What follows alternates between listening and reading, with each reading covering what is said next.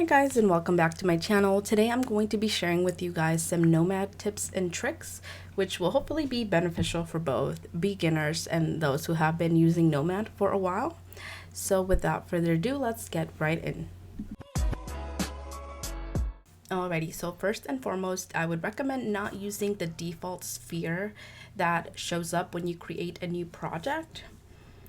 As you can see here, this is the default sphere that appears when you start a project, and then I'm going to show you what happens when I just insert a primitive sphere from the tools menu here. And let me just move it to the side. Also, I have my wireframe on here so that I could show you guys what I'm trying to explain. Okay, so as you can see here, these are, again, this is the primitive sphere that I added into my scene, and this is the default Nomad sphere. Looking at the vertices on this sphere, there's almost 100,000 compared to this one, which is plenty below that, under 10,000.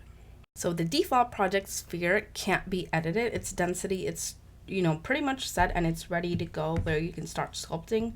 Versus the primitive sphere, you actually gain some edits here and some controls of the amount of divisions on it and how dense that is.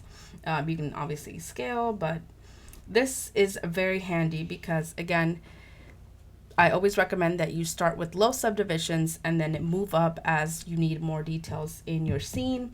This topology is also just, better to start off with, so keep that in mind. When you're working on a mesh that is no longer in the center of the world, so for example, my current sphere is in the center, but I'm going to duplicate it and scale it down and move it over here. Maybe that's meant to be like an ear.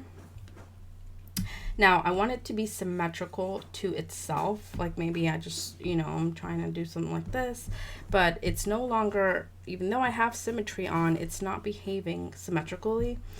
What you can do is go up into the symmetry settings up here, and right now it's set to world as the method.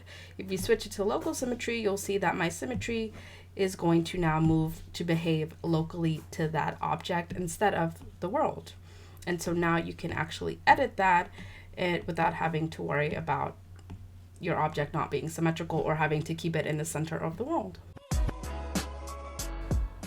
When inserting a reference image, instead of using the position and scale or rotation settings down here, you can actually hit the transform option up here and manually move, scale, rotate, and just position your image however you'd like, and then you'd simply tap off screen to set that.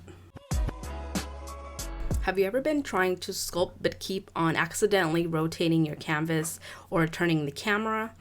You can actually edit this setting by going into your interface settings under gesture and camera. Make sure you turn off stylus, and now you can sculpt worry-free and your canvas will only rotate when you use your fingers.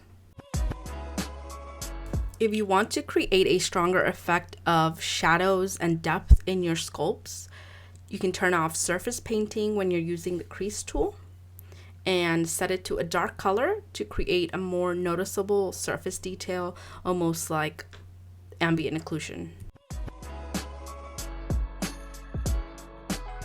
A bonus tip is if you put that on a new layer, you can control the opacity or the strength of that stroke and how dark or light it will be.